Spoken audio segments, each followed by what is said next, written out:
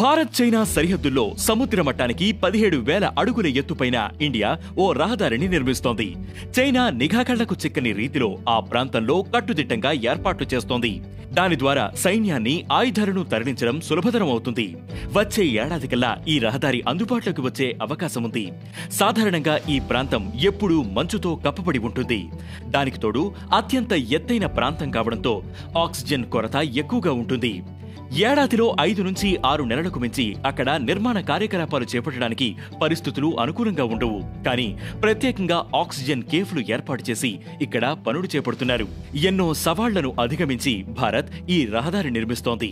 2020లో గాల్వన్ లోయలో చైనాతో ఘర్షణలు తలెత్తిన నేపథ్యంలో ఈ రహదారికి ప్రణాళికలు రూపొందించారు. ఈ 130 కిలోమీటర్ల రహదారి లదఖ్లో ఉన్న దౌలత్ బేగ్ ఓల్డీ చేరటానికి ఇది ప్రత్యామ్నాయ మార్గంగా ఉంటుంది. ఇప్పటికే ఉన్న మార్గంలో చైనా నిఘా ఎక్కువగా ఉంటుంది. ఇక్కడ అలాంటి పరిస్థితులు ఉండవు. దౌలత్ బేగ్ ఓల్డీ అనేది 16,614 అడుగుల ఎత్తుపైన ఉండే ఈ ప్రదేశం ప్రపంచంలోనే అత్యంత ఎత్తైన ఎయిర్ స్ట్రిప్. ఇది కరోకరం పాస్, దెప్సాంగ్ ప్రాంతాలకు అత్యంత సమీపంలో ఉంటుంది. చైనా ఈ ప్రాంతం తనదిగా చెప్పుకుంటుంది. బార్డర్ రోడ్స్ ఆర్గనైజేషన్ ఈ కొత్త రోడ్డు నిర్మిస్తోంది. లేహ్ నుంచి దౌలత్ బేగ్ ఓల్డీ చేరే దూరాన్ని 79 కిలోమీటర్లు తగ్గిస్తుంది. ఈ ప్రయాణానికి గతంలో 2 రోజులు పట్టేది. కొత్త రోడ్డులో కేవలం 11 నుంచి 12 గంటలు సరిపోతాయి. కీలకమైన సరిహద్దు ప్రాంతంలో సైన్యాన్ని, ఇతర లాజిస్టిక్ మిలిటరీ ట్రక్కులను తరలించడం సులభతరమవుతుందని రక్షణ రంగ నిపుణులు చెబుతున్నారు. మొత్తం బడ్జెట్ 500 కోట్లుగా అంచనా వేస్తున్నారు. అలాగే ఈ మార్గంలో ఉన్న 9 వంతెనలు కూడా ఆధునీకరించారు. భారీ వాహనాలు, ఆర్టిలరీ తరలించడానికి వీలుగా వాటి సామర్థ్యాన్ని 40 టన్నుల నుంచి 70 టన్నులకు పెంచారు. బోఫార్స్ ఇతర యుద్ధ విమానాలను తరలించి దానిని పరీక్షించి చూశారు. సాసర్లా దగ్గర 8 కిలోమీటర్ల టన్నెల్ నిర్మించడానికి అధ్యయనం చేపట్టారు.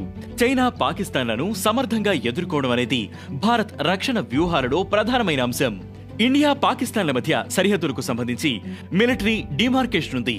చైనా విషయంలో అలాంటిది లేకపోవడం సమస్యగా మారింది.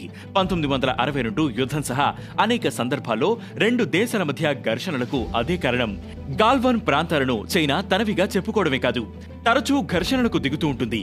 ఈ ప్రాంతంలో అనేక చోట్ల రోడ్లు, మిలిటరీ ఇన్ఫ్రాస్ట్రక్చర్లను ఏర్పాటు చేస్తోంది. వ్యూహాత్మక దాడుల కోసం వాటిని సిద్ధం చేస్తున్నారన్న ప్రచారం ఉంది. అలాగే భారత్ కూడా దానికి ధీటుగా ప్రణాళికలు రూపొందిస్తోంది. భారీ సైన్యాన్ని సిద్ధం చేసుకుని అప్రమత్తంగా వ్యవహరిస్తోంది. అటు LAC దగ్గర చైనాతోనూ, ఇటు LOC దగ్గర పాకిస్తాన్ను సమర్థవంతంగా ఎదుర్కొంటోంది.